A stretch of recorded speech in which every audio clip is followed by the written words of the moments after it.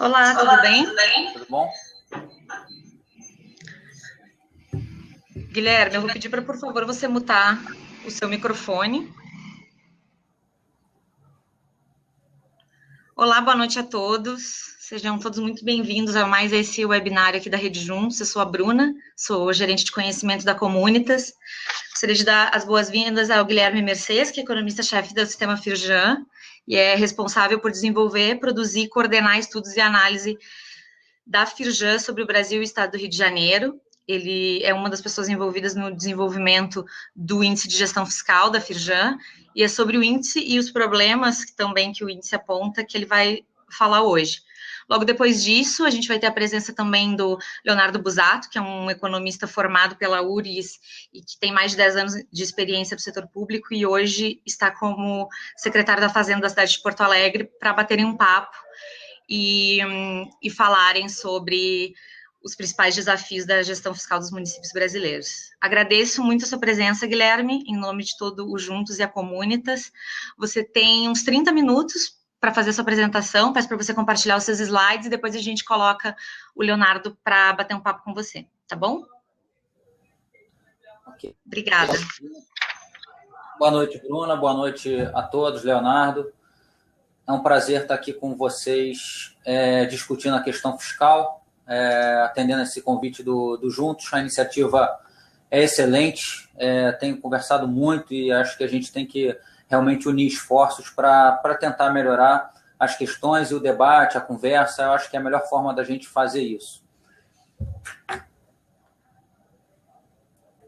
Eu vou seguir com a apresentação. Vê, por favor, se naquelas mensagens tem alguma coisa. Eu vou seguir com a apresentação. A gente demorou quase 4 anos para construir esse indicador, 3 anos e meio, 4 anos. Logicamente, a gente estudou literatura, absorveu bastante coisa da literatura, mas, acima de tudo, a gente fez um trabalho nesses 4 anos de conversar com muitos gestores, né? Então, conversamos com diversos secretários de Fazenda, especialistas em contas públicas, para tentar entender, na prática, qual era a restrição orçamentária que os municípios lidavam no seu dia a dia, e é com base nisso que a gente construiu os indicadores, né? Então, como é que a gente olha a restrição orçamentária dos municípios? A gente olha pelo lado das fontes de financiamento, a gente tem as receitas correntes, basicamente as receitas tributárias e as receitas de transferências, e aí estou falando receitas tributárias, basicamente ISS, IPTU, e as receitas de transferências, seja da União, aí nós estamos falando do FPM, também dos fundos setoriais, Fundeb, Fundef, inclusive o SUS. Os municípios também podem se endividar, né? E aí é uma questão mais restrita, né? Tanto os estados quanto os municípios têm uma restrição muito grande de endividamento, né? Não tem dívida mobiliária, e você, na verdade, só percebe que quem tem dívida são os grandes municípios, ou seja, aqueles que têm acesso a crédito. É isso que eu vou mostrar lá na frente. O indicador mostra que, na verdade, a grande maioria dos municípios sequer tem dívida consolidada. Então, a principal fonte de financiamento dos municípios e também dos estados se tornou os restos a pagar, né? Realmente, a postergação de despesas e o risco é muitas vezes sem cobertura, tem sido, sim, uma forma de financiamento do orçamento dos municípios de forma geral e também para os estados, inclusive para a União, né? No estado do Rio de Janeiro, por exemplo, a gente teve, no ano passado, um volume de restos a pagar sem cobertura de caixa que foi quase 1/4 do orçamento e reflete muito dessa condição que eu havia falado, uma dificuldade de se endividar, e esse endividamento tem sido feito muito por via dos restos a pagar. Então, a gente olha as fontes de financiamento como as receitas correntes, o endividamento de curto prazo, que é o restos a pagar, e o endividamento mais de longo prazo, que a gente está falando de dívida consolidada. No caso da origem das despesas, a gente tem as despesas correntes primárias, basicamente pessoal e custeio da máquina pública, os encargos da dívida, os juros e amortizações, e, no fim, os investimentos, que acaba sendo a variável de ajuste das contas públicas, uma vez que você tem nas despesas correntes um componente muito rígido, que são as despesas de pessoal, tanto ativo quanto inativo, e outro componente rígido, que são os juros e amortizações de dívidas contraídas em exercícios anteriores. Então, essa é a forma que a gente construiu de olhar a restrição orçamentária dos municípios brasileiros, e foi com base nela que a gente construiu os indicadores que a gente acompanha. Então, são 5 indicadores, basicamente. Um indicador de receita própria, onde a gente está medindo a capacidade de arrecadação, ou, dito de outra forma, o grau de dependência daquele município em relação às transferências do seu estado e do governo federal. Tem o indicador de gastos de pessoal, e aí a gente está tentando ver qual o comprometimento do orçamento com gastos de pessoal. Essa era uma preocupação da Lei de Responsabilidade Fiscal, inclusive, que determinou limites para essa despesa, entendendo que o seu crescimento exagerado, excessivo, prejudica a execução das políticas públicas, em especial dos investimentos. Novamente, eu trago o caso do Estado do Rio de Janeiro como exemplo. Hoje a gente já tem no Estado do Rio mais de 70% do orçamento comprometido com gastos de pessoal, e tem faltado aqui bastante recursos para fazer o básico das políticas públicas, tanto para custeio quanto para investimentos. Para vocês terem uma ideia, metade dos carros de polícia do Estado do Rio de Janeiro estão parados por conta de falta de recursos para custeio. Então a gente está avaliando isso, tendo em vista exatamente um indicador definido pela Lei de Responsabilidade Fiscal, que acompanhando aí os 60% da RCL como teto e também o limite prudencial de 57%. O outro indicador que a gente está olhando, aí a gente está com foco nos restos a pagar, é o nosso indicador de liquidez. Aí, de fato, a gente está olhando a disponibilidade de caixa desse ente federado em relação ao seu volume de restos a pagar, também é outro indicador apurado pela Lei de Responsabilidade Fiscal, que determina que, em último ano de mandato, o governante não pode deixar um volume de restos a pagar superior ao que ele tem em caixa. A variável de investimentos também é outra avaliada, e a gente está avaliando, de fato, a capacidade do município de fazer investimento. Nada mais é que a parcela das despesas com investimento sobre a receita corrente líquida. E também, por fim, o quinto indicador é o indicador de custo da dívida. Aqui a gente optou por fazer um indicador de custo da dívida, ou seja, o comprometimento, aí no caso da receita líquida real, não da receita corrente líquida, para a gente descontar as receitas de empréstimo, basicamente, e ver qual o comprometimento do orçamento com juros e amortizações referentes a dívidas contraídas em exercícios anteriores. Então, um indicador de dívida, a gente completa os 5 indicadores que compõem o índice Firjan de gestão fiscal. Então, receita própria, gasto de pessoal, liquidez, investimento e custo da dívida. A gente tinha um grande desafio. O tema fiscal é um tema árido, eu diria, e muito de pouco acesso à população de forma geral, que geralmente tem dificuldade de acompanhar esse tipo de assunto. Então, a gente tinha um desafio, a gente tinha 2 objetivos bem claros aí no índice Firjan de gestão fiscal. Primeiro, fornecer indicadores de gestão fiscal para todos os gestores que tem no Brasil. A gente tem quase 5 mil, mais de 5 mil gestores públicos no Brasil, Estou falando só dos prefeitos, mas a gente pode acrescentar os secretários, não só os secretários de Fazenda, mas secretários de Planejamento e outros. Então, o primeiro objetivo era justamente a gente fornecer indicadores para os gestores públicos. E aí, certamente, aquelas cidades com maior escala têm mais facilidade de ter indicadores, mas a gente tem que ver que nesse conjunto de mais de 5 mil municípios, muitos deles sequer têm condições de acompanhar os indicadores de gestão fiscal e comparar o seu desempenho com outras gestões para a gente consiga evoluir em termos de gestão fiscal.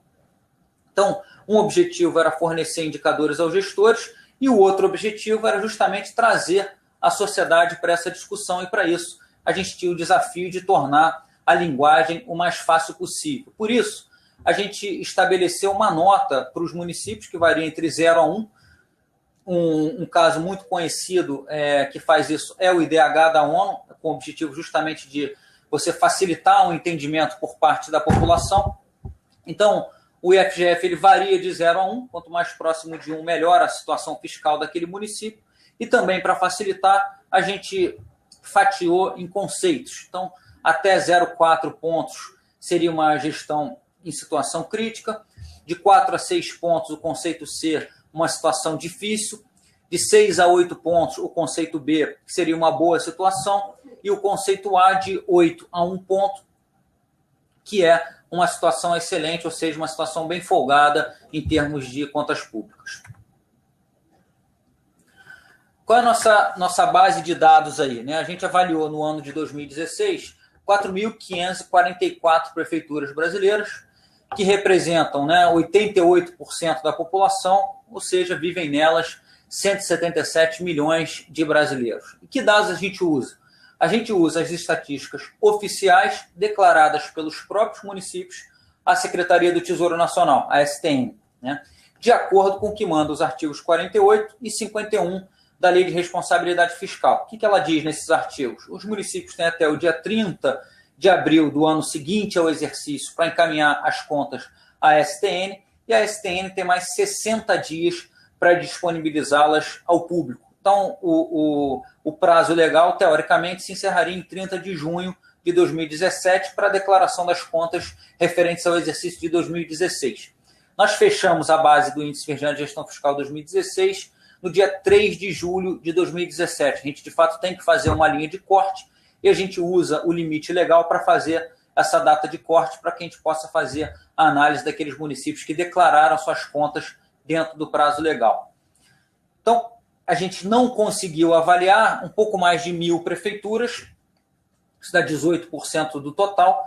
937 prefeituras, de fato, não declararam seu balanço anual, não constavam da base da STN, e outras 87 declararam, mas, de fato, os dados apresentavam muitas inconsistências que impediram, de fato, a análise. Exemplo, declararam gastos de pessoal igual a zero, e certamente a gente sabe que esse não é o dado real, porque, pelo menos, você tem o prefeito e os 9 vereadores dentro de cada município. Então, 87 prefeituras realmente foi muito difícil, na verdade impossível, a gente avaliar os dados, porque claramente a gente via que havia inconsistências que impossibilitariam uma análise adequada desses dados. E nesses municípios onde a gente não conseguiu avaliar, a gente está falando de 25 milhões de pessoas que vivem neles, então já é um ponto que chamou a nossa atenção. Esse é o maior número que a gente apurou em todas as edições do índice, né? Ou seja, a falta de declaração de dados é a maior que a gente tem apurado, isso que é um ponto já negativo na largada.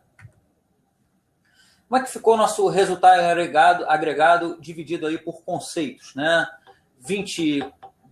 Pouco mais de 28% em situação crítica, conceito D, 57% com conceito C, isso dá um total de mais de 3.900 municípios em uma situação difícil, o que reflete, na verdade, que a crise fiscal não é uma particularidade dos estados e do governo federal, ela também faz parte dos municípios, então é importante a gente discutir isso sim.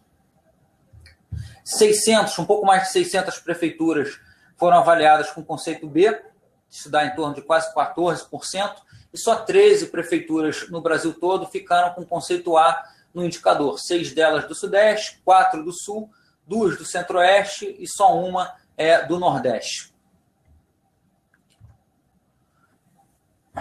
Só para a gente, eu vou entrar em detalhes, a gente fez uma análise especial dos municípios do Juntos, a pedido de vocês, obviamente, só para a gente parametrizar o que está falando os conceitos, vou só dar uma passada rápida aqui, e quando a gente falar dos conceitos, que percentuais a gente está falando para cada uma das variáveis, né? Então, no caso de receita própria, o município tira A quando tem uma receita própria maior que 40%, conceito B entre 30% e 40%, conceito C entre 20% e 30%, e menor que 20%, o conceito D, a gente dá nota máxima para aquele município que tem mais da metade das suas receitas baseadas em geração própria. No gasto com pessoal, menor de 40% recebe o conceito A, entre 40% e 50% o conceito B, 50% e 60% o conceito C e maior que 60%, ou seja, acima do limite da Lei de Responsabilidade Fiscal, o conceito D, e aí ele já tira a nota 0 no indicador, justamente por estar descumprindo o parâmetro legal. No caso dos investimentos, recebeu o conceito A aqueles que investiram mais de 16% da RCL, e mais de 20% receberam a nota máxima, né, o conceito 1. Conceito B entre 12% e 16%, conceito C entre 8% e 12%, e o conceito D ficou para aqueles municípios com menos de 8% do orçamento destinado a investimentos. No caso dos restos a pagar, né, a questão do caixa líquido,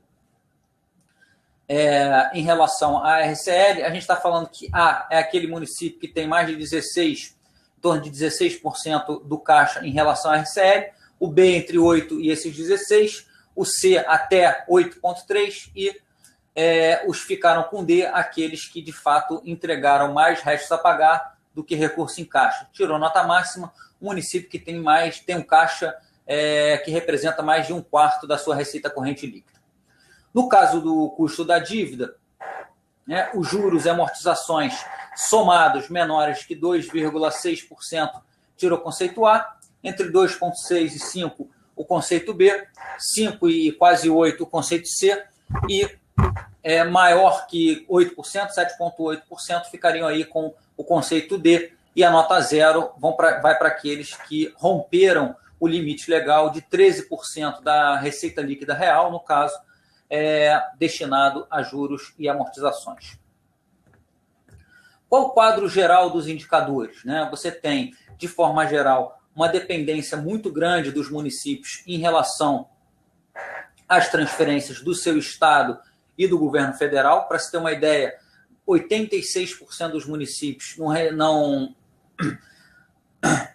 geram nem 20% das suas receitas, então você deixa os orçamentos muito expostos, não só à conjuntura econômica, mas também à conjuntura política e à arrecadação da União e do seu estado. Isso no momento de crise ou no momento em que o governo federal toma, por exemplo, decisões de desoneração tributária, como foi na crise, que ele desonerou, por exemplo, o IPI, há uma queda forte das receitas dos municípios, e esses municípios ficam à mercê, seja da conjuntura ou da conjuntura econômica ou da conjuntura política, né?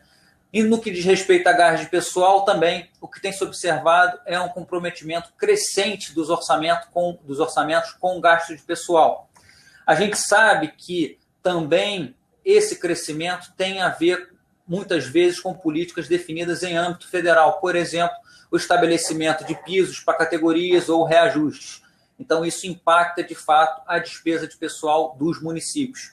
Mas, independente disso, os dados mostram que desde 2006 a despesa de pessoal tem abocanhado, em média, mais 10 pontos percentuais dos orçamentos dos municípios. Então, de fato, a despesa de pessoal vem crescendo. Em 2006 era em torno de 45% do orçamento dos municípios, do agregado dos municípios. Agora, em 2016, já chegou a quase 55% do agregado. Então, nesses 10 anos aí, avançou 10 pontos percentuais do orçamento de forma geral. Então, você tem uma combinação aí que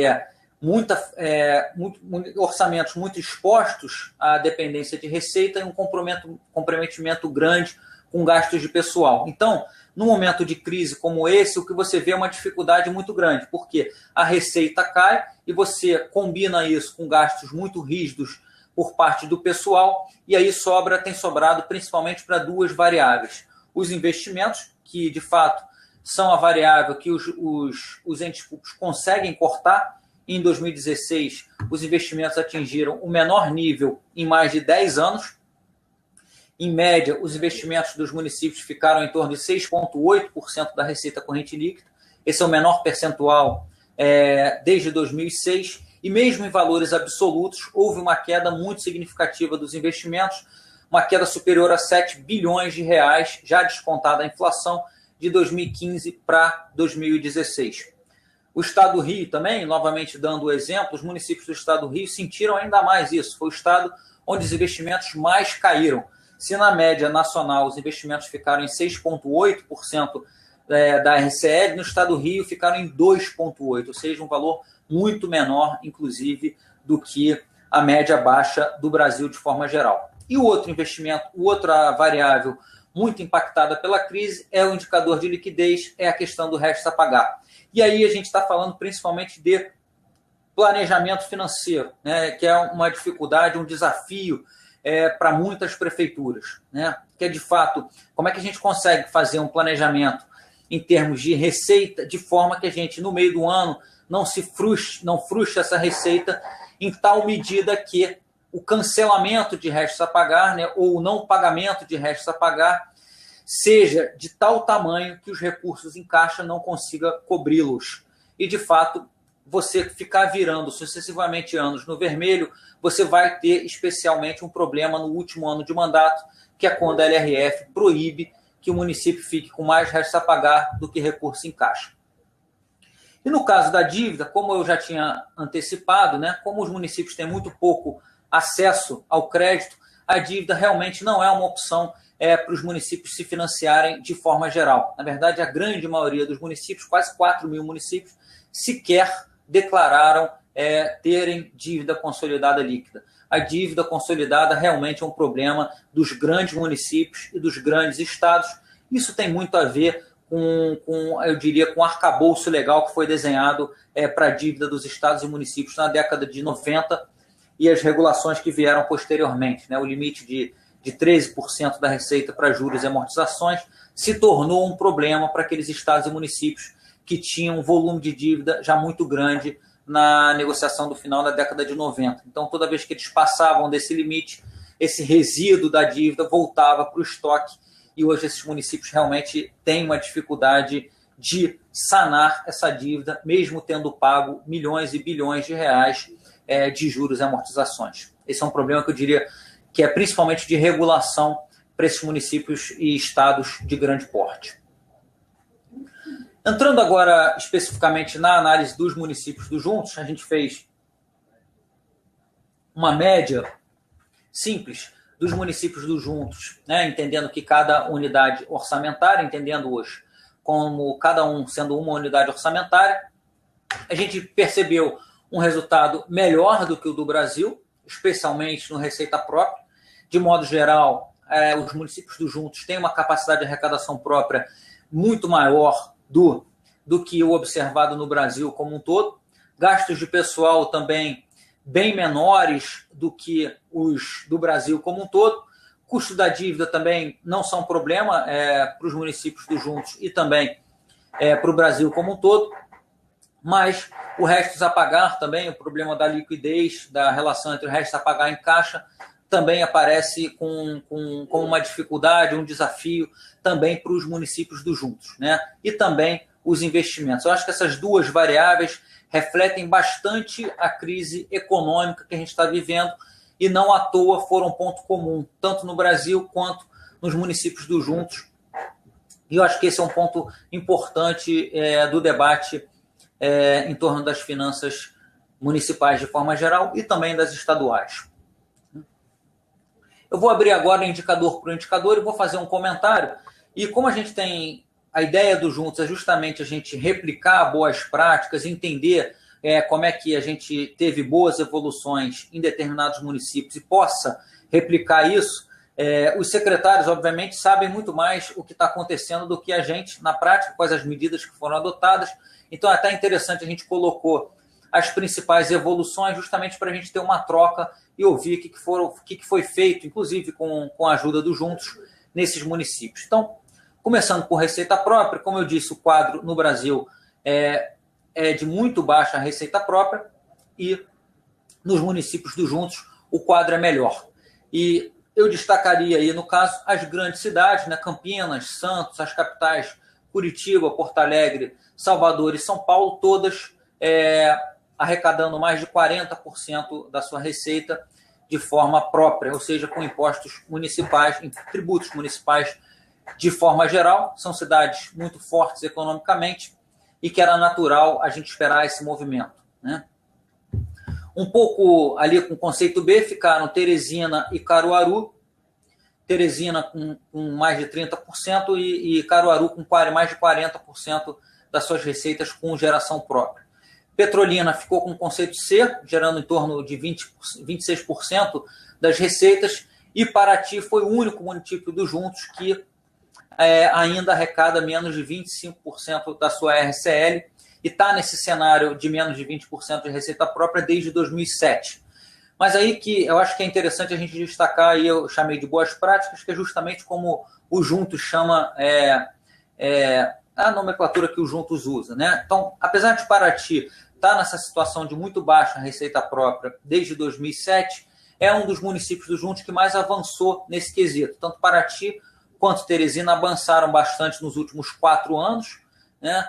Em termos percentuais, Paraty cresceu 3 pontos percentuais a sua receita própria no total do orçamento e Teresina cresceu 4,4 pontos percentuais de forma geral. Paraty eu posso falar mais um pouco, porque é uma cidade aqui do Rio, a gente conhece, e de fato tem um potencial para arrecadação própria que realmente pode ser maior. É uma cidade turística, obviamente com a base no ISS, muitos restaurantes, hotéis, inclusive movimentações financeiras.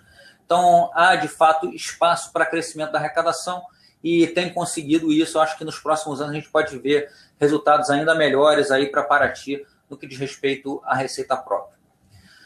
Olhando para gastos de pessoal, no Brasil como um todo, a gente teve 575 prefeituras declarando gastos de pessoal já acima do limite de 60% estabelecido pela LRF e outras tantas, se a gente somar, chega a quase 1.000 municípios já no Brasil todo acima do limite prudencial da LRF, que são os 57% da receita corrente líquida. No conjunto do Juntos, nenhum município analisado ultrapassou o limite de 60% da RCL.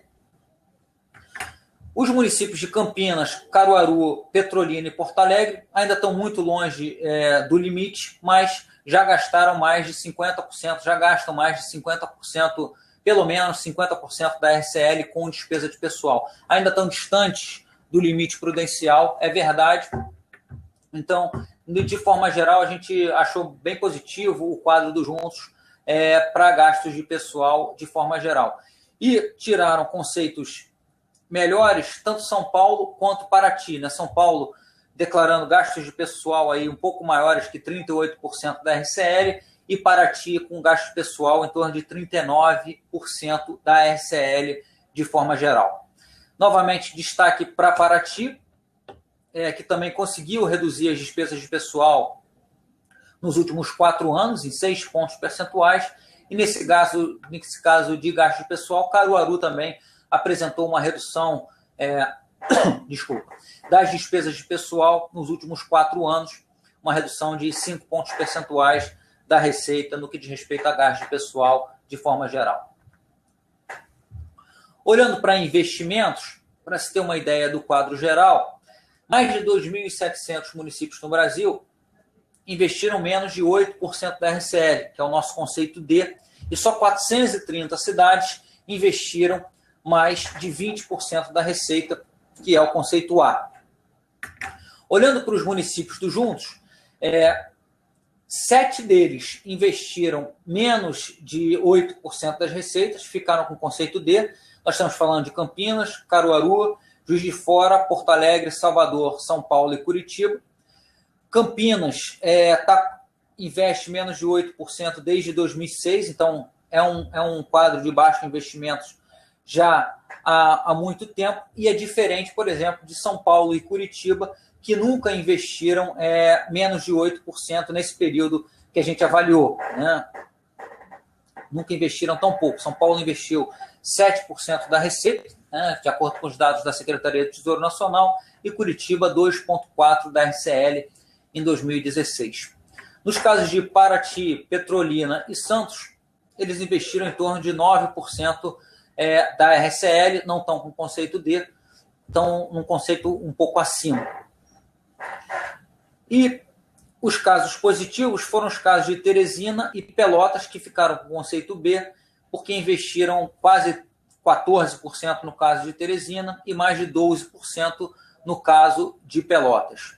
Destaque novamente para a evolução de Paraty, o investimento cresceu quase 70% nos últimos 4 anos, e Teresina, onde o investimento cresceu quase 40% nos últimos 4 anos. Eu acho que vale um destaque muito grande no caso de Salvador, porque Paraty e Teresina eram cidades que tinham investimentos baixos e subiram nos últimos anos. Já no caso de Salvador, não, ela partiu já do índice não muito baixo, e está conseguindo subir o indicador de investimento. Então, os destaques que a gente está dando aí são Paraty, Teresina e Salvador, no caso dos investimentos. No que diz respeito aos restos a pagar, aí, de fato, a grande maioria dos municípios brasileiros, né, mais de 80% dos municípios brasileiros, fecharam as contas de 2016 no azul, né, com mais caixa do que restos a pagar. E quando a gente olha para o município do Vamos, 3 municípios fecharam em 2016 com mais restos a pagar do que recursos em caixa para cobri-los, ou seja, viraram nessa condição por pelo menos 2 anos consecutivos, que foram Campinas, Petrolina e Santos. No caso de Caruaru, Curitiba, Juiz de Fora, Paraty, Pelotas, Porto Alegre e Teresina, eles não fecharam no vermelho, mas apresentaram no máximo um caixa líquido que representa um pouco mais, até 8% da sua receita corrente líquida. No caso de Caruaru, em toda a série que a gente tem, que é de 11 anos, nos 11 anos que a gente tem acompanhado, em 9, o município de Caruaru virou com mais restos a pagar do que recursos em caixa.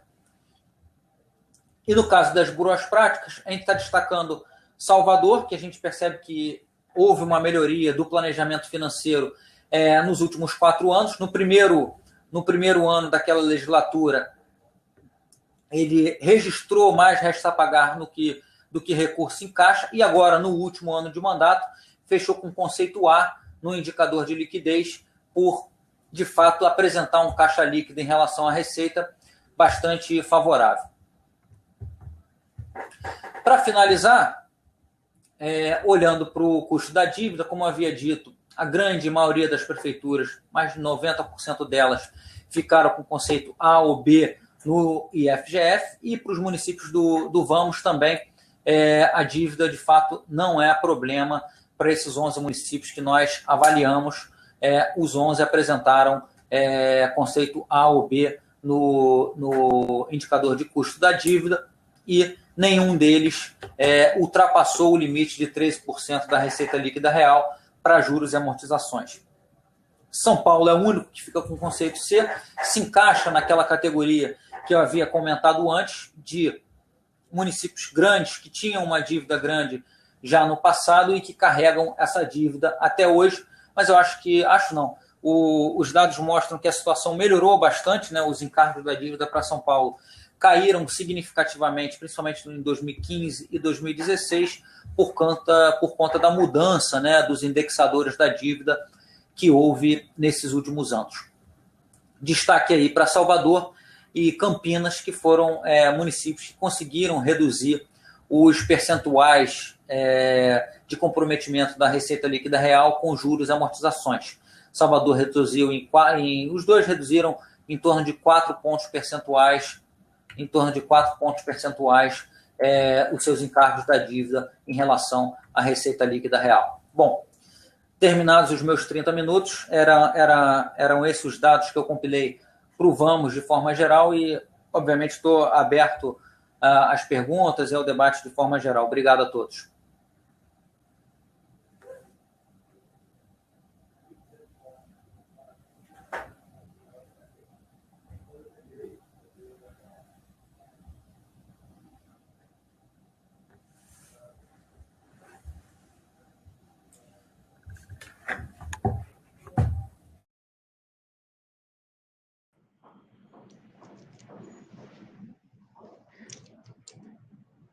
Opa, tudo bom?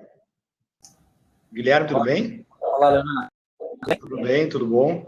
Acho que eu começo a minha parte ali, né? Se eu entendi, agora é a minha parte de debater e de fazer umas perguntas, assim. Né? Sim, claro.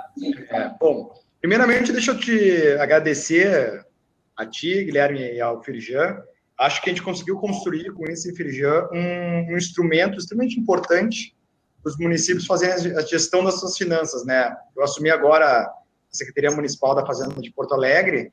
Para vocês terem uma ideia, a gente incluiu o índice Firjan como uma meta do nosso PPA. A gente tem uma meta até o final do PPA, a gente voltar, né, a Porto Alegre a ter conceito A. E acho que é muito interessante porque consegue pegar todos os aspectos que regem a gestão fiscal dos municípios e fazer uma comparação, que é também fundamental, a gente ter uma noção de como é que o Brasil está tratando os demais municípios brasileiros, né? Eu acho que é um debate extremamente interessante essa questão das finanças municipais, e como a ideia aqui é fazer um debate, eu queria colocar algumas questões para a gente discutir. A primeira questão que eu acho que, não sei se vocês chegaram a perceber, isso, eu sou oriundo do governo do estado do Rio Grande do Sul, sou servidor estadual, mas existia uma grande dificuldade de comparar entre os estados pelo critério de contabilidade. E aí, nesse ponto talvez o mais nítido aqui é a questão do gasto pessoal. Né? A gente vê que a STN tenta criar um padrão para todos os entes federativos, né? Só que a gente vê os tribunais de contas, eu acho que vocês devem ter mais ou menos o mesmo problema no Rio de Janeiro, criando critérios diferentes, e aí com todo cuidado, assim, criando um modelo que, digamos assim, não é tão transparente e dá um drible na lei de responsabilidade fiscal, justamente para os governos poderem continuar aumentando esse gasto pessoal.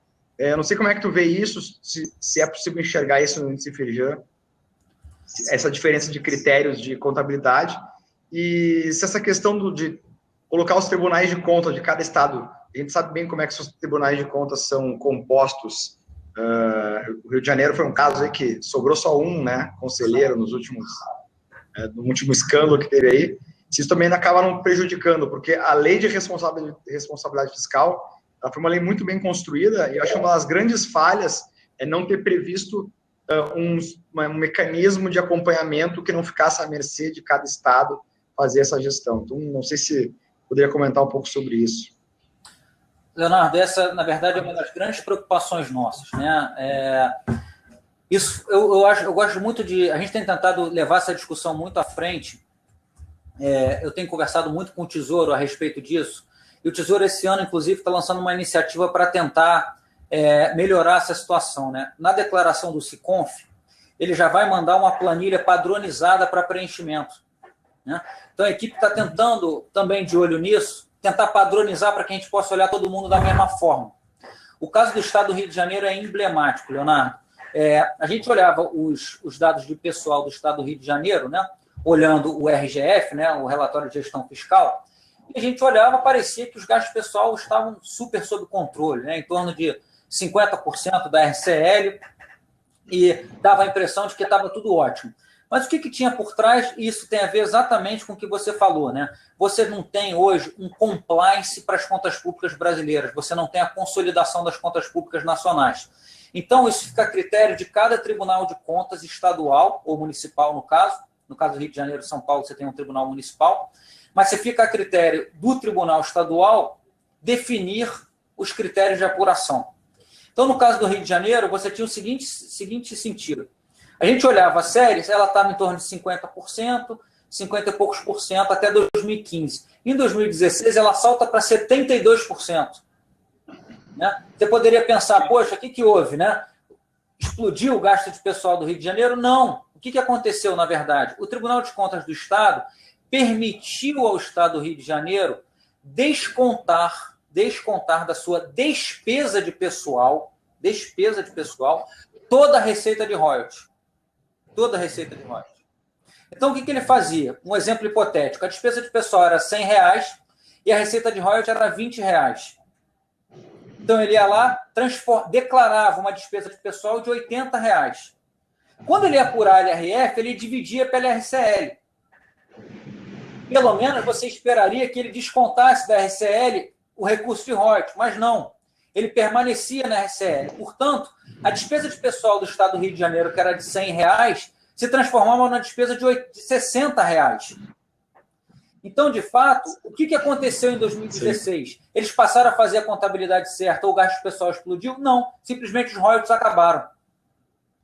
Né? A receita de royalties veio à lona e aí descortinou um quadro de pessoal que estava escondido. Então, esse é um ponto muito importante, sim. Esse é um debate que, inclusive, a gente está tentando angariar, e eu já faço uma convocação, o máximo de parceiros possíveis para a gente encaminhar essa discussão e, de fato, ter, acho que, uma evolução no sentido da gente ter um compliance, né, uma conformidade para as normas de finanças públicas do Brasil.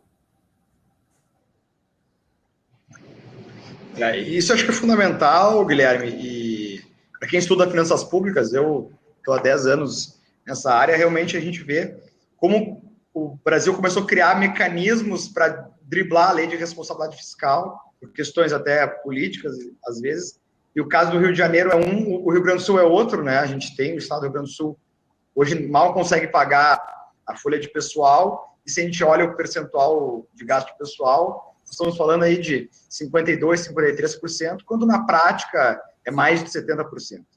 Uma outra questão que chama atenção, e realmente eu não sabia esse dado relativo às receitas, que a grande parte dos municípios brasileiros ainda é extremamente dependente de transferências federais e estaduais, né? Porto Alegre, claro, é uma capital, é uma exceção a isso, e acho que a gente está num momento, né, e acho que a gente pega esse debate num grande momento de discussão da reforma tributária, né?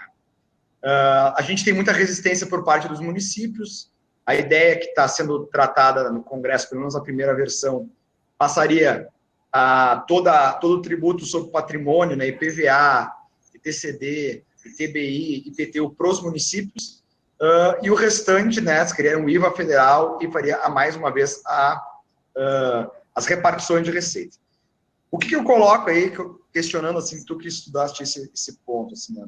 Apesar de eu achar que no mérito, economicamente, né, tributar patrimônio e renda é muito mais vantajoso do que tributar consumo, o meu receio é que, mais uma vez, a União concentre a arrecadação, o que tem acontecido sistematicamente, e tem que novamente os municípios, ou ainda mais, depender ainda mais daquele famoso pires na mão, né, de ir para Brasília.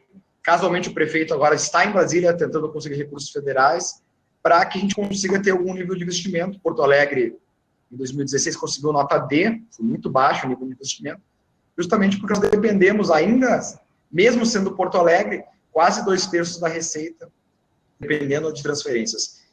Eu não sei se tu chegaste a analisar a questão da reforma tributária, mas queria que tu comentasse um pouco sobre essa questão da dependência dos municípios ainda, principalmente dos menores, de transferências federais e estaduais. Eu acho que esse é um debate fundamental, né? Porque você tem duas questões, né? Obviamente, eu acho que o Pacto Federativo, e obviamente, quando você vai discutir reforma tributária, você vai ter que discutir a federação, é inerente, são duas discussões que estão intimamente em relação intrínsecas, né? Mas o que a gente percebe muito claramente? Mais da metade dos municípios, em torno de 2.000 municípios, sequer estabeleceram os tributos municipais, por incrível que pareça. Sequer estabeleceram, ou seja, sequer tem uma lei municipal estabelecendo IPTU e ISS. Então, de fato, o sistema federativo deixa os municípios realmente dependentes das transferências, em grande medida, mas essa situação ela é agravada pelo comportamento dos próprios municípios, né, cujo potencial de arrecadação é muito maior do que aquele que eles, de fato, têm. Então, isso remete um pouco a questões políticas. Por exemplo, é muito mais conveniente politicamente eu ir negociar transferências e não cobrar da minha população local, por exemplo, o IPTU. O poder de barganha do governante frente aos cidadãos da cidade aumenta bastante. Então, você tem um arcabouço que dificulta isso. Então, eu concordo, em parte, que você tem que rever a questão federativa e, de fato, aumentar esse poder de arrecadação dos municípios, mas, por outro lado, é muito importante a gente não deixar de frisar que os municípios estão muito longe de aproveitarem o seu potencial arrecadatório. Esse dado, na verdade, eu ouvi, não foi nem eu que apurei, eu ouvi de um dos especialistas do Tesouro Nacional que, na verdade, quase 2.000 municípios sequer instituíram tributos municipais, o que, de fato, contraria até a própria lei de responsabilidade fiscal, que diz que os municípios têm, de fato, que fazer seu esforço tributário. E quando você olha para outra ponta, Leonardo, você tem também o interesse da União, talvez, porque quando você olha as contas da União, a Previdência é um gasto que cresce muito, mas eu diria que talvez o segundo gasto que mais cresce são as transferências para estados e municípios. Então, o poder de barganha da União com os entes federados também aumenta bastante, né? Então, acho que essa relação é que a gente tem que repensar dentro do novo Pacto Federativo. Eu acho que isso é fundamental e esse dado é impressionante, né? 2.000 municípios nem instituíram legislações para poder cobrar, e a gente tem enfrentado aqui, eu sei que o Rio de Janeiro está enfrentando também, uma discussão relativa até o IPTU, né? Como é difícil fazer discussões a nível municipal, porque as pessoas elas têm muito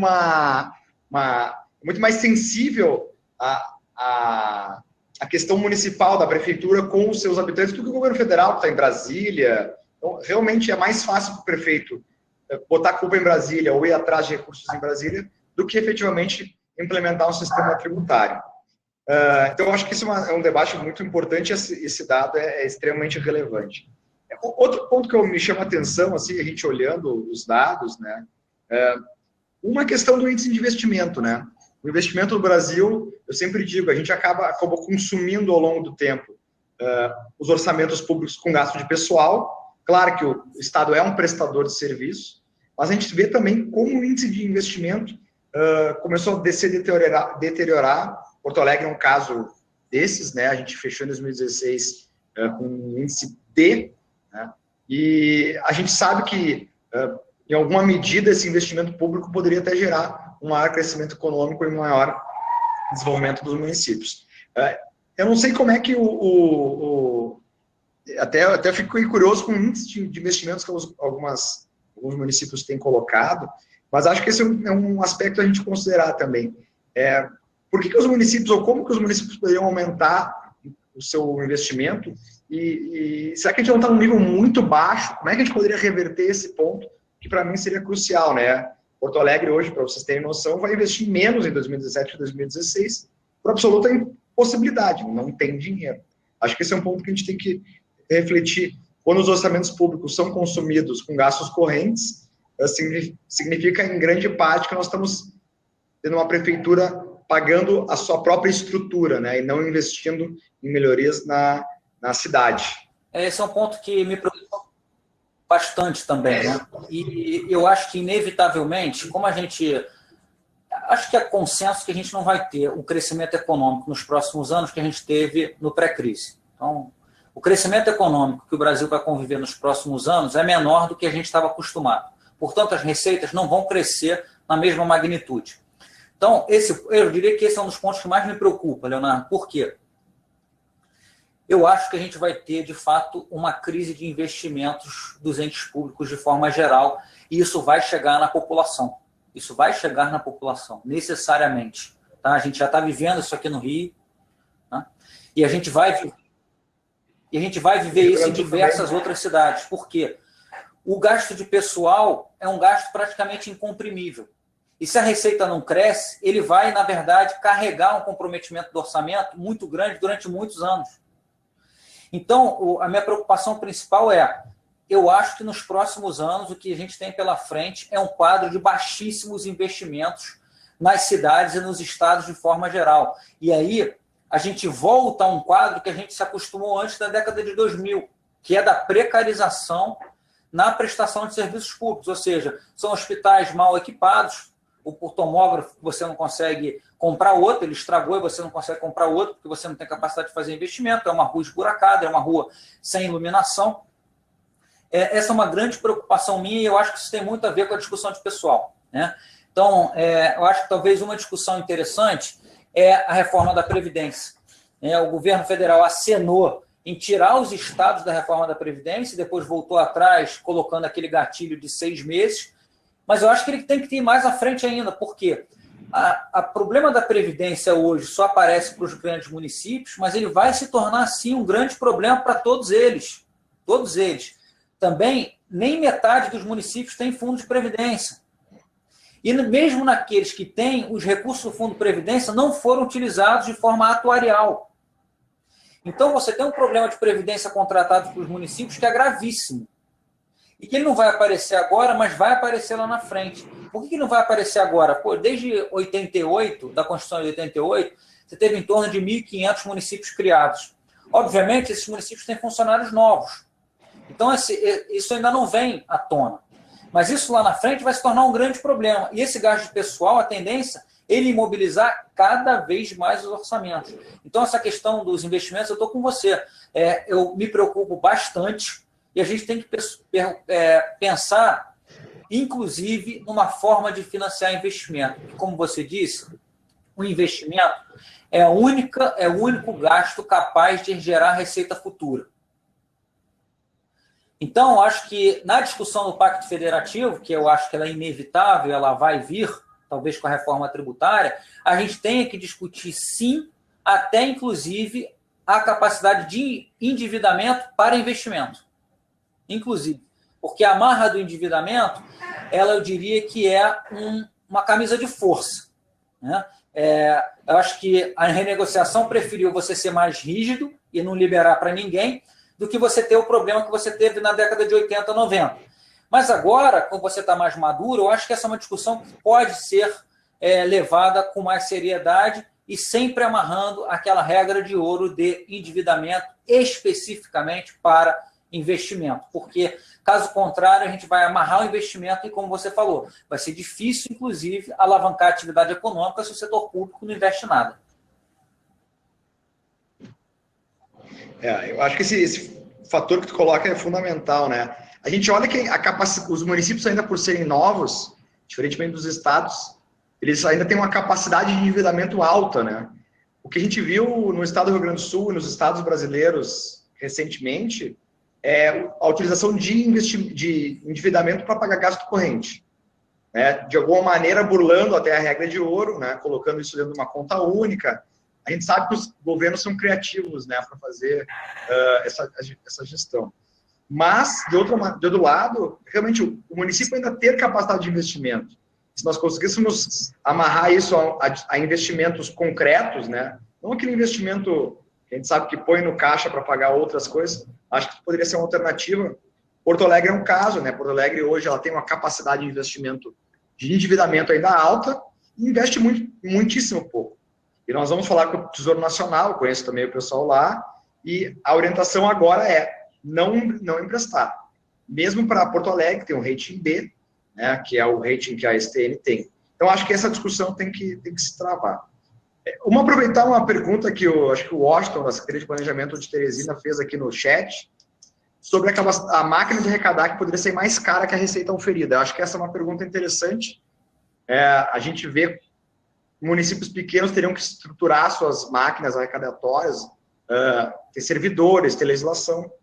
Talvez a própria reforma da tributária pudesse prever alguma maneira de fazer uma fiscalização conjunta. Eu acho que a gente tem muito, e eu até sou auditor da Receita Estadual, mas a gente tem muito desperdício, sombreamento, até pela complexidade tributária, né, que a gente tem. Então, a gente tem que ter fiscais para cada tipo de imposto. Esses impostos, eles são definidos por municípios, estados, isso incentiva a guerra fiscal, que é outro problema que a gente não conseguiu combater, mesmo para municípios, a questão de isenção de ISS, ou redução de base de cálculo, redução de alíquota.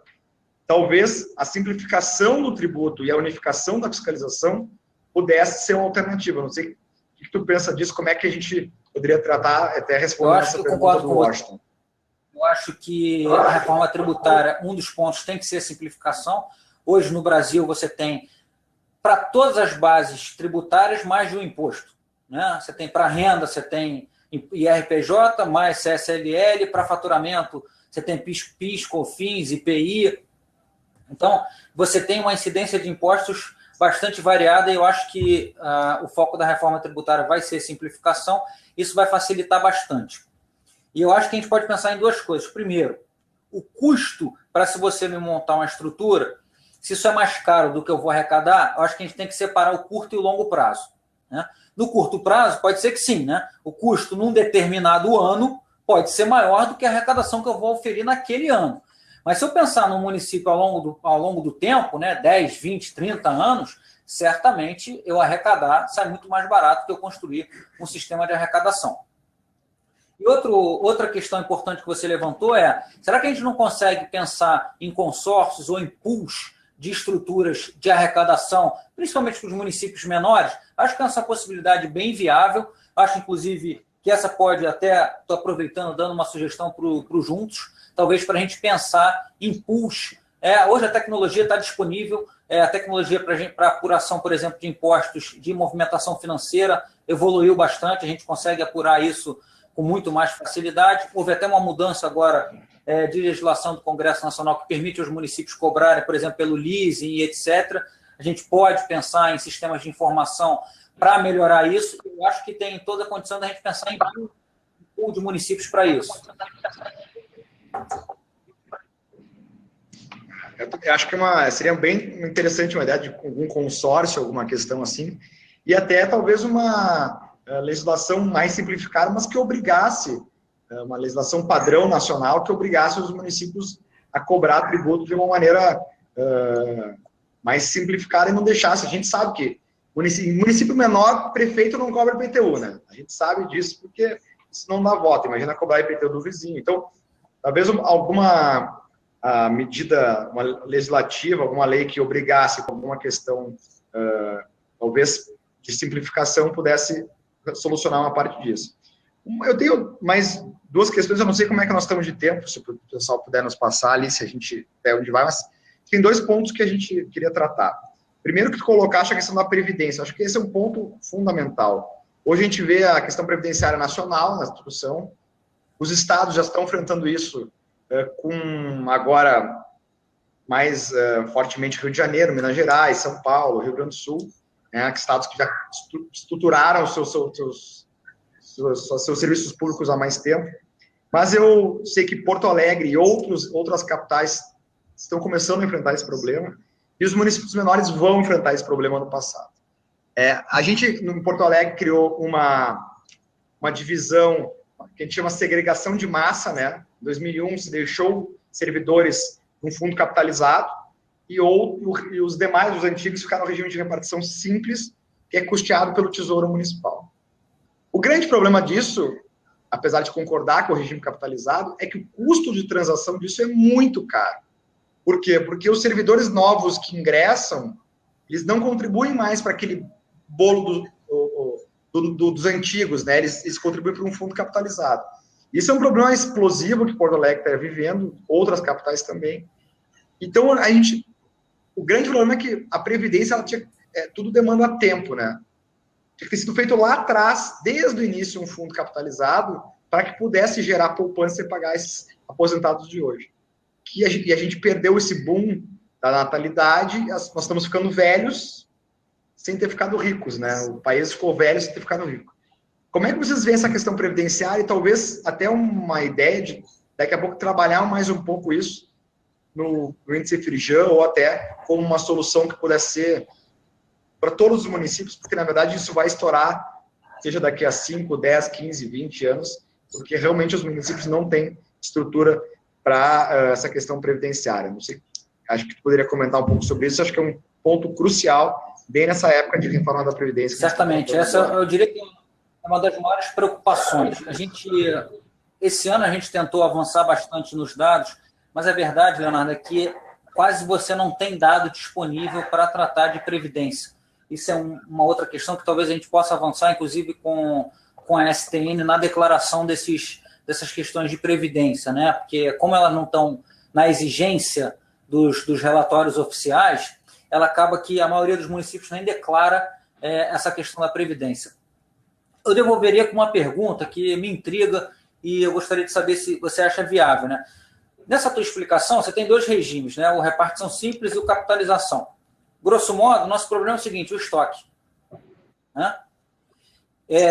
Mesmo na reforma da Previdência, você vê alguma forma da gente mexer nesse estoque? Ou seja, traduzindo para o jurídico, né? Eu não sou advogado, mas a gente tem como mexer nesses direitos adquiridos? Como é que você vê isso? Porque esse é um problema que vai explodir.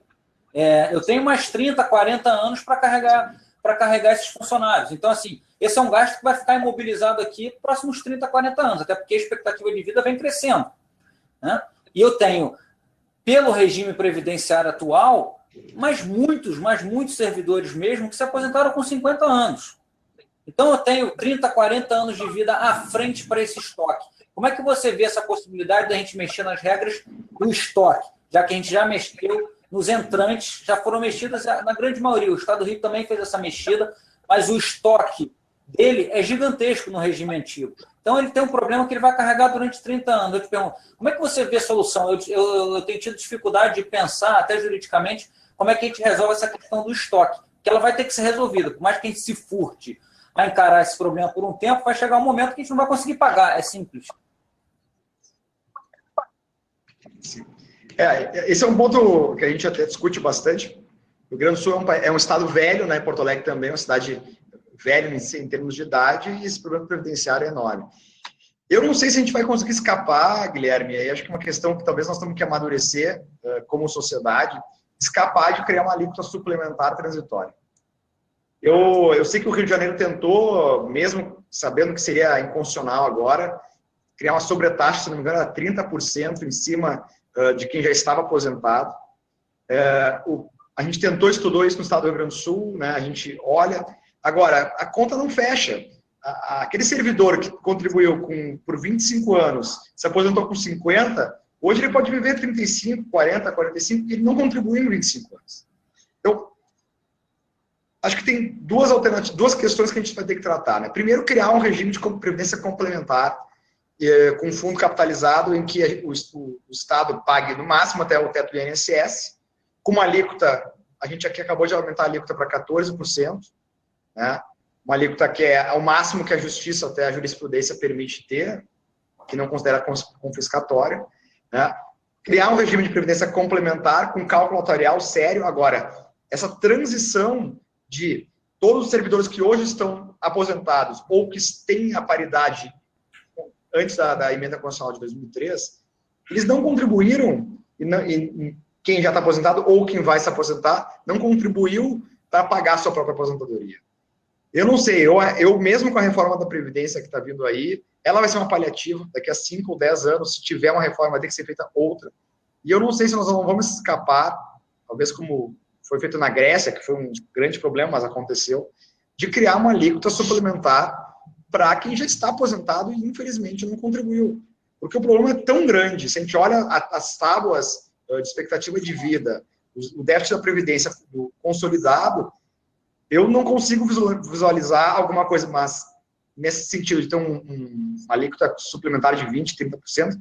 Agora, isso tem que ter um grande pacto nacional, um grande entendimento, que a gente sabe o quanto é difícil isso ter em nível de Brasil, que isso é a única alternativa para que o Brasil não quebre, ou seja, Brasil, União, Estados e municípios. Por quê?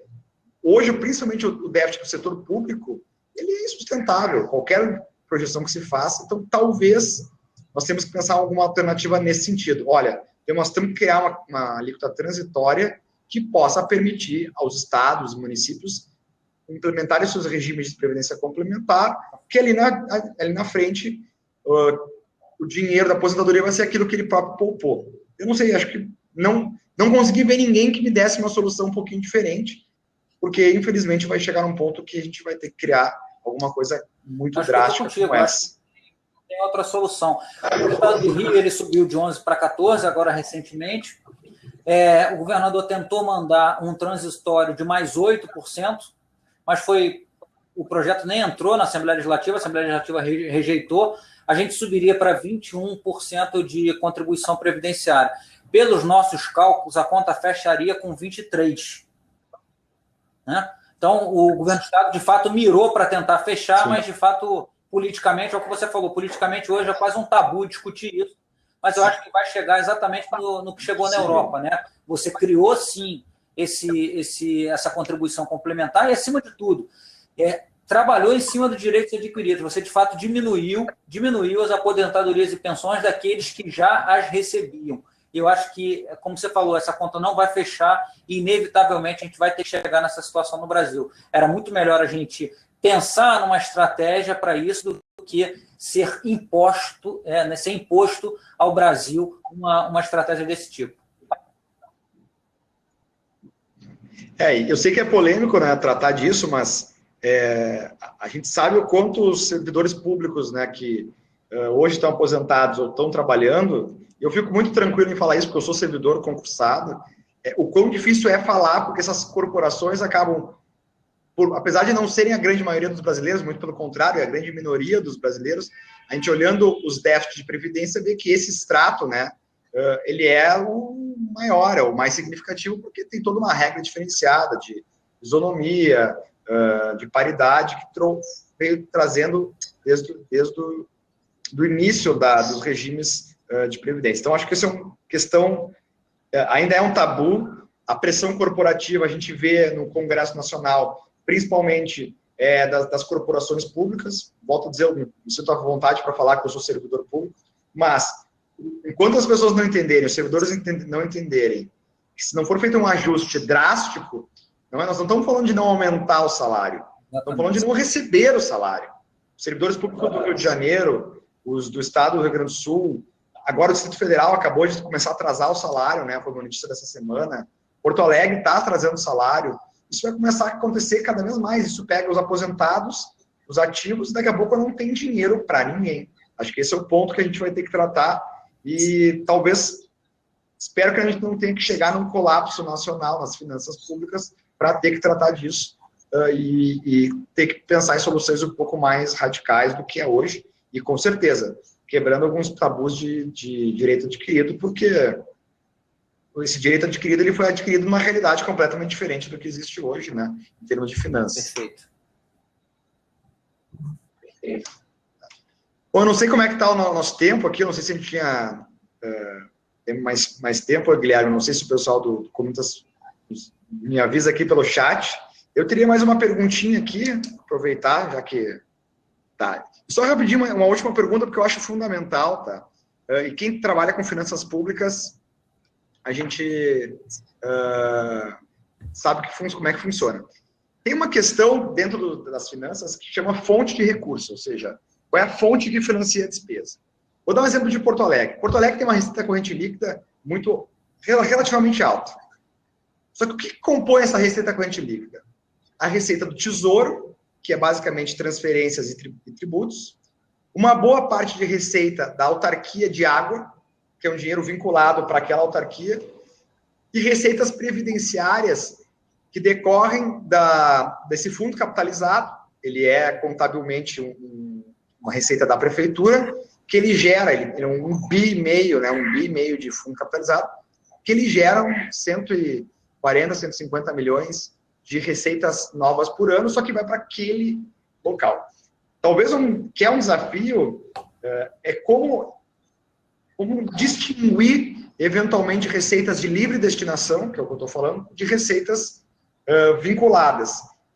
Porque a gente acaba olhando os dados do município de Porto Alegre, no consolidado, como soma a receita da autarquia de água, a receita previdenciária, receita de operações de crédito, que são para fins específicos, com a receita de livre destinação, ela não é tão ruim. Ela está piorando, né? O índice Firjan demonstra, a gente está quase caindo do B para o C, mas talvez isso possa mascarar em alguma medida a gravidade das finanças. Isso, eu sei que é difícil de tratar, porque quando tu olha dados consolidados, mas acho que isso é um ponto que a gente tem que prestar atenção, justamente para ter um retrato mais fidedigno da situação fiscal. É verdade, esse é um ponto importante, sim, mas realmente, como você falou, já reparou qual é a minha dificuldade, a gente está avaliando um conjunto de 5 mil, então eu não consigo entrar no detalhe para cada um. A gente teria que fazer, de fato, uma análise dos municípios maiores, que realmente são aqueles que têm, por exemplo, receita de alguma companhia, alguma autarquia, desculpa, ou até as receitas previdenciárias. Mas para o conjunto maior, você tem, na verdade, exceções nesse caso, quando a gente olha para o conjunto maior. Mas eu estou de acordo com você, realmente, cada município tem sua particularidade, e os municípios grandes mais ainda no que diz respeito às receitas, as fontes são muito mais variadas, e a vinculação também é muito maior. Isso eu já conversei com o pessoal da STN, justamente, e essa grande dificuldade, né? Como a gente não tem uma contabilidade padrão, né, bem definida, que possa ter um retrato mais fidedigno das finanças, essa padronização da STN, a gente acaba tendo dificuldade de enxergar, né, exatamente a situação financeira de cada um dos entes. Então, acho que também é um desafio, e já entre minhas considerações finais, é um desafio, mas é um passo além dessa questão do índice que vocês estão calculando, da forma como está sendo feito, e eu volto a dizer, para mim é o melhor índice para verificar e comparar entre todos os municípios brasileiros. A própria STN tem um rating de capacidade de pagamento de estados e municípios que eu sou muito crítico a ele, eu acho que ele é muito superficial, não reflete a situação real de cada ente, mas eu acho que o índice Frijan ele consegue não só refletir melhor, mas provocar um debate. Eu já estava aqui antes do nosso chat, aqui nosso seminário, aqui navegando, olhando Porto Alegre, como é que está o histórico, estou vendo que realmente Porto Alegre está piorando, né? Esse ano, infelizmente, talvez a gente caia de B para C, comparar com os municípios, quem é que está fazendo melhor, quem é que está fazendo pior. Acho que esse é um grande mérito, Guilherme, só, mais uma vez, parabenizar a vocês pela iniciativa do Índice Frijan. Eu acho que ele vai acabar sendo em breve, se já não é o índice para avaliação da situação fiscal de todos os municípios. Também saudar a Comunitas pela iniciativa desse debate e me convidar também, que eu fico muito honrado. E espero também, estou à disposição para a gente discutir essa questão das finanças, não só municipais, estaduais e federais. E quem milita nessa área sabe o quanto é intrigante, quanto que é interessante, mas também quanto que é angustiante olhar essas contas que não fecham e cada vez ir piorando. E parece que é um debate ainda muito superficial na sociedade brasileira. É quase tu ver um carrinho indo para o precipício, todo mundo sabe que vai cair e tu não consegue segurar. Então, acho que esse debate é fundamental. Saudar mais uma vez a Comunitas e parabenizar a Guilherme pela ótima apresentação e pelo índice que vocês construíram. Renato, foi um prazer até conversar. Eu gostaria até que a gente mantivesse o contato, e eu acho que esse tipo de atitude da Comunitas facilita bastante a gente evoluir, justamente para trocar ideias, conversar, colocar outros gestores na mesa, e gestores qualificados como você é o que a gente precisa para melhorar essa situação. Então, o canal está totalmente aberto, e eu acho que o melhor de tudo, que eu fico bem tranquilo, é que a gente está num grupo que a gente tem um objetivo que é comum, que é melhorar a situação do país a partir das contas públicas. A população, às vezes, não percebe que isso está muito próximo dela, mas certamente o dia a dia da população é definido pela forma como os governos fazem a gestão dos seus orçamentos nos seus 3 níveis. Então, eu gostei muito da iniciativa do Comunitas. Eu acho que a gente tem que começar a estreitar mais esse tipo de iniciativa, inclusive o contato com gestores, para a gente fazer, de fato, melhorias, ter, de fato, melhorias nessa questão, inclusive levando questões para o Tesouro, levando questões para o Congresso Nacional. Ontem eu estava num debate muito bom lá na TV Câmara com 2 deputados, Frente Nacional dos Prefeitos, e com a Selene Nunes, que é uma especialista conhecidíssima e uma das produtoras da LRF. Então, eu acho que esse tipo de debate que vai fazer a gente jogar luz sobre as questões e conseguir avançar, mesmo que seja difícil. Eu concordo com você, às vezes dá uma agonia desesperadora de ver o carro descendo a ladeira e a gente não conseguir puxar o freio de mão. Obrigado, Guilherme. Vou até mandar meu e-mail aqui, vou deixar à disposição qualquer coisa, também aqui em Porto Alegre, e se eu for para o Rio de Janeiro, aí vamos marcar também de fazer uma conversa, porque eu acho que é bem interessante o tema aí, conhecer um pouquinho mais da Frijan. Então tá, aqui se vier para o Sul, aqui está convidado também. Um abraço. Um abraço.